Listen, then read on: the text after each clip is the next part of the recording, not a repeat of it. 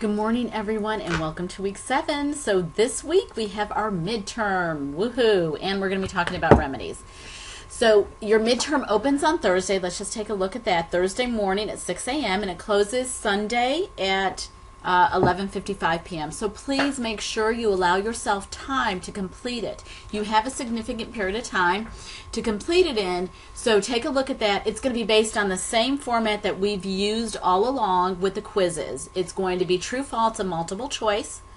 And so you can utilize the quizzes that you had that I told everybody to save from the beginning to study from, and you can also look back at the materials. It's open book, open note, just like the quizzes were, but you need obviously to be able to get to the information.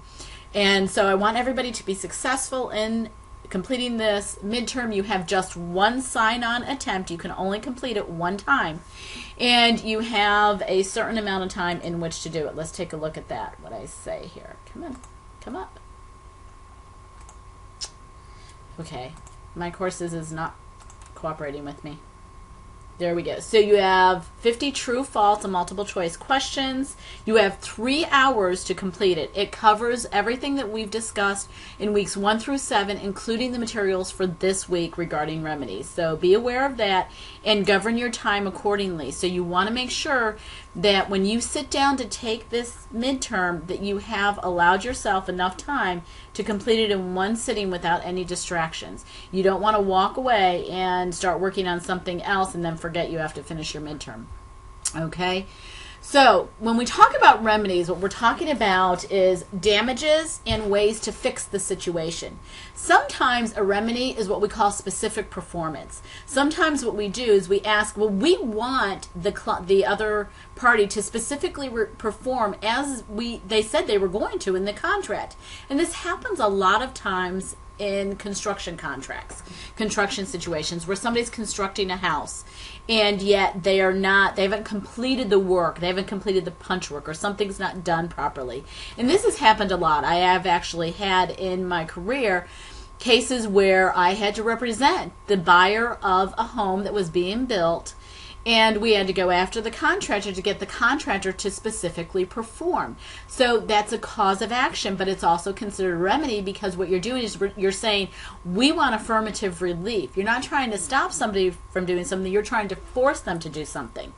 So that was a very novel situation where the construction hadn't been completed in its entirety. There were things that were not done pursuant to the original contract that they had to fix, and then they were refusing to close because now the house value had gone up and they could sell it for more money.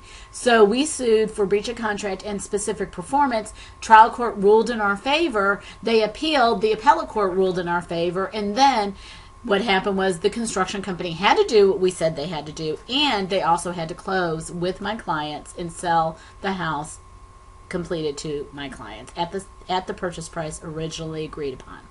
So that's what that's what specific performance does. But there's also damages, and damages include, now, have I lost value in my house? Have I suffered other losses? Or in a breach of contract situation where you're purchasing something and now the purchase has not been completed because the seller hasn't delivered the goods on time, what are my remedies? Well, your remedies are going to be different damages. You're going to have compensatory damages, and then you're going to have what we call consequential damages. Consequential damages are the damages that happen as a result of the party not doing their job, and now you're having to go out and you're going to suffer additional damages as a result of the other party breaching the contract. So that's what we talk about when we talk about consequential damages. Punitive damages can happen, but they're few and far between, and generally that happens in a significant fraud situation where you might have some type of fraud, let's say odometer fraud in the sales of a vehicle or something of that nature, where you could bring in punitive damages, or what we might also call treble damages under certain fraud provisions of state statutes. So think about those when we're thinking about remedies. If you have questions, don't hesitate to contact me. Don't forget, we do still have a discussion forum this week. So let's go ahead and get our week 7 discussion done and focus on that midterm. Okay? Again, if you have questions, of course, don't hesitate to contact me.